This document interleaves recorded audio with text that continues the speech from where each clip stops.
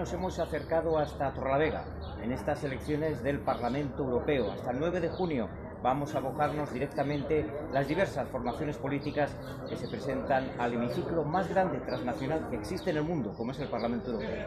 Y en esta estancia de Torrelavega, hasta aquí, hasta la capital del Besaya, se ha acercado el número 6 en la lista de la formación política Vox, Jorge Martín Frías. Buenas tardes.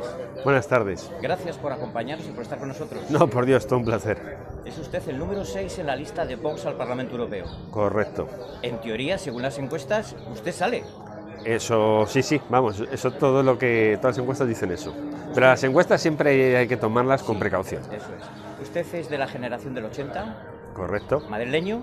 Correcto. De uno de los puntos culturales más importantes de España, como es Alcalá de Henares. Sí.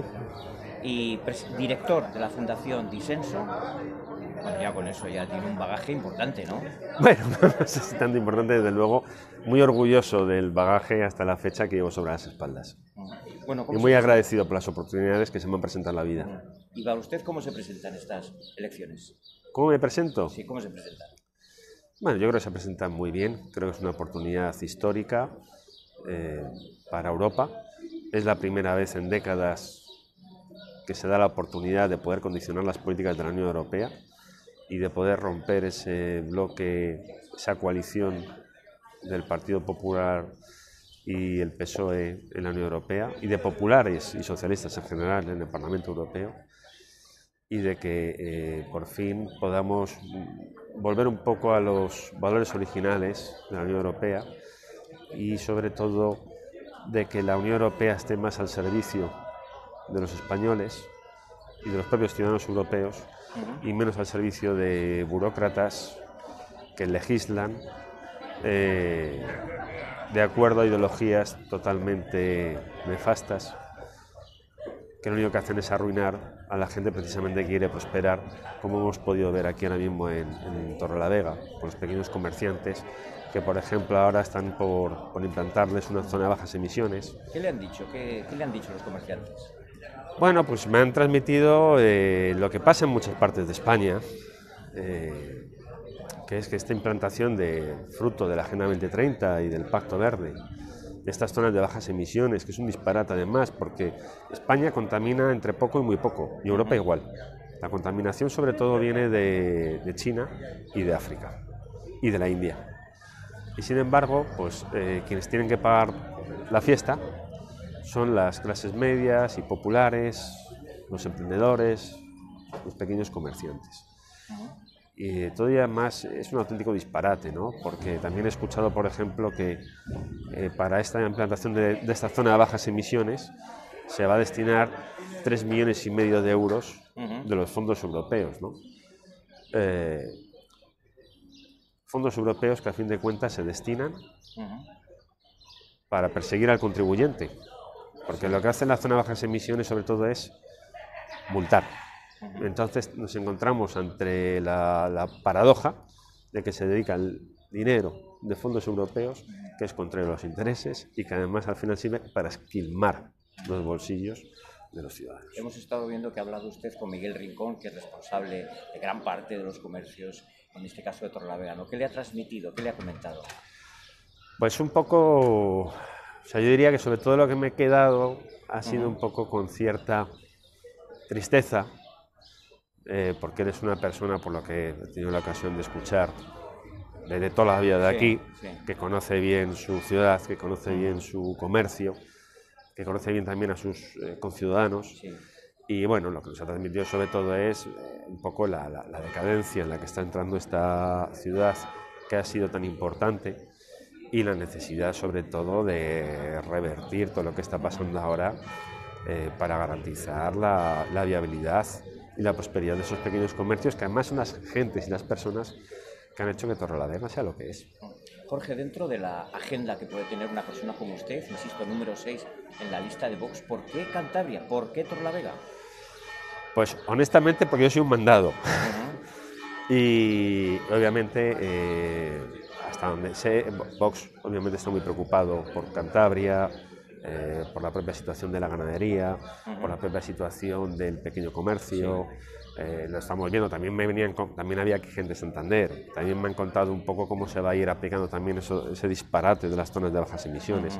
También me han comentado, por ejemplo, cómo de repente están empezando a notar que hay mucha más inmigración ilegal de la que había antes, y me han dicho que incluso era algo que hasta hace apenas nada no se veía, ¿no? Incluso esa sensación de inseguridad que antes era desconocida.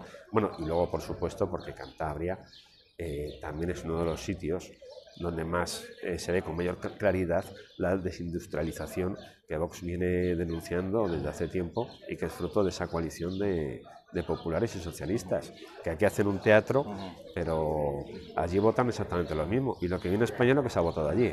¿Qué es lo que lleva Vox a Europa en cuanto a la inmigración se refiere? ¿Cuál es el discurso suyo? Bueno, el discurso de Vox es el que para empezar está manteniendo Jorge Buxadé en todo momento. De hecho, una de las ventajas, por decirlo de algún modo, competitivas de Vox es que lo que Vox lleva a las elecciones lo acredita todo lo que se ha hecho en estos 5 años.